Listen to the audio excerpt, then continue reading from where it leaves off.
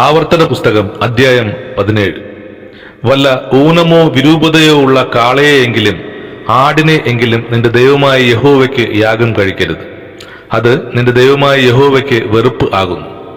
നിന്റെ ദൈവമായ യഹോവ നിനക്ക് തരുന്ന യാതൊരു പട്ടണത്തിലെങ്കിലും നിന്റെ ദൈവമായ യഹോവയ്ക്ക് അനിഷ്ടമായുള്ളത് ചെയ്ത് അവന്റെ നിയമം ലംഘിക്കുകയും ഞാൻ കൽപ്പിച്ചിട്ടില്ലാത്ത അന്യദൈവങ്ങളെയോ സൂര്യചന്ദ്രന്മാരെയോ ആകാശത്തിലെ ശേഷം സൈന്യത്തെയോ ചെന്ന് സേവിച്ച് നമസ്കരിക്കുകയും ചെയ്ത പുരുഷനെയാകട്ടെ സ്ത്രീയെയാകട്ടെ നിങ്ങളുടെ ഇടയിൽ കണ്ടുപിടിക്കുകയും അതിനെക്കുറിച്ച് നിനക്ക് അറിവ് കിട്ടുകയും ചെയ്താൽ നീ നല്ലവണ്ണം ശോധന കഴിച്ച് അങ്ങനെയുള്ള മ്ലേച്ഛത ഇസ്രായേലിൽ നടന്നു എന്നുള്ളത് വാസ്തവവും കാര്യം യാഥാർത്ഥവും എന്ന് കണ്ടാൽ ആ ദുഷ്ടകാര്യം ചെയ്ത പുരുഷനെയോ സ്ത്രീയെയോ പട്ടണവാതിലിന് പുറത്തു കൊണ്ടുപോയി കല്ലെറിഞ്ഞ് കൊല്ലണം.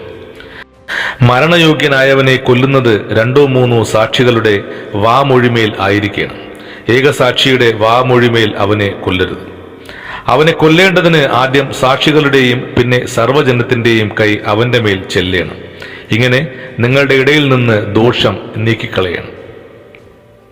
നിന്റെ പട്ടണങ്ങളിൽ കൊലപാതകമാകട്ടെ, വസ്തുസംബന്ധമായ വ്യവഹാരമാകട്ടെ, അടികലശലാകട്ടെ, ഇങ്ങനെയുള്ള ആവലാതി കാര്യങ്ങളിൽ വല്ലതും വിധിപ്പാൻ നിനക്ക് പ്രയാസം ഉണ്ടായാൽ നീ പുറപ്പെട്ട് നിന്റെ ദൈവമായ യഹോവ തിരഞ്ഞെടുക്കുന്ന സ്ഥലത്ത് പോകണം. ലേവ്യരായ പുരോഹിതന്മാരുടെ അടുക്കലും അന്നുള്ള ന്യായാധിപന്റെ അടുക്കലും ചെന്ന് ചോദിക്കണം. അവർ നിനക്ക് വിധി പറഞ്ഞു തരും. യഹോവ തിരഞ്ഞെടുക്കുന്ന സ്ഥലത്ത് നിന്ന് അവർ പറഞ്ഞു തരുന്ന വിധി പോലെ നീ ചെയ്യണം. അവർ ഉപദേശിച്ചരുന്നതുപോലെ ഒക്കെയും ചെയ്യുവാൻ ജാഗ്രതയായിരിക്കണം. അവർ ഉപദേശിച്ചു തരുന്ന പ്രമാണത്തിനും പറഞ്ഞു തരുന്ന വിധിക്കും അനുസരണയായി നീ ചെയ്യണം.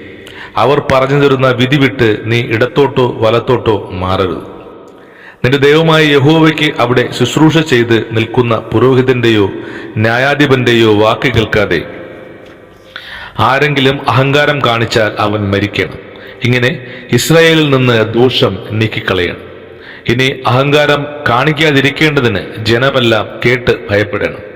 നിന്റെ ദൈവമായ യഹോവ നിനക്ക് തരുന്ന ദേശത്ത് നീ ചെന്ന് അതിനെ കൈവശമാക്കി അവിടെ കുടിപാർത്ത ശേഷം എന്റെ ചുറ്റുമുള്ള സകല ജാതികളെയും പോലെ ഞാൻ ഒരു രാജാവിനെ എന്റെ മേൽ ആക്കുമെന്ന് പറയുമ്പോൾ നിന്റെ ദൈവമായ യഹോവ തിരഞ്ഞെടുക്കുന്ന രാജാവിനെ നിന്റെ മേൽ ആക്കണം. നിന്റെ സഹോദരന്മാരുടെ ഇടയിൽ നിന്ന് ഒരുത്തനെ നിന്റെ മേൽ രാജാവാക്കണം. നിന്റെ സഹോദരനല്ലാത്ത അന്യജാതിക്കാരനെ നിന്റെ മേൽ ആക്കിക്കൊള്ളു. എന്നാൽ അവന് കുതിര അനവധി ഉണ്ടാകരുത്. അധികം കുതിര സമ്പാദിക്കേണ്ടതിന് ജനം മിസ്രൈമിലേക്ക് മടങ്ങിപ്പോകുവാൻ അവൻ ഇടവരുത്തരുത്.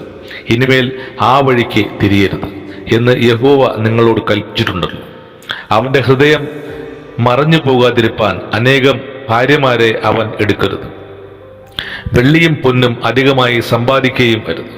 അവൻ തന്റെ രാജാസനത്തിൽ ഇരിക്കുമ്പോൾ ലേവ്യരായ പുരോഹിതന്മാരുടെ പക്കൽ നിന്ന് ഈ ന്യായപ്രമാണം വാങ്ങി അതിന്റെ ഒരു പകർപ്പ് ഒരു പുസ്തകത്തിൽ എഴുതിയെടുക്കണം.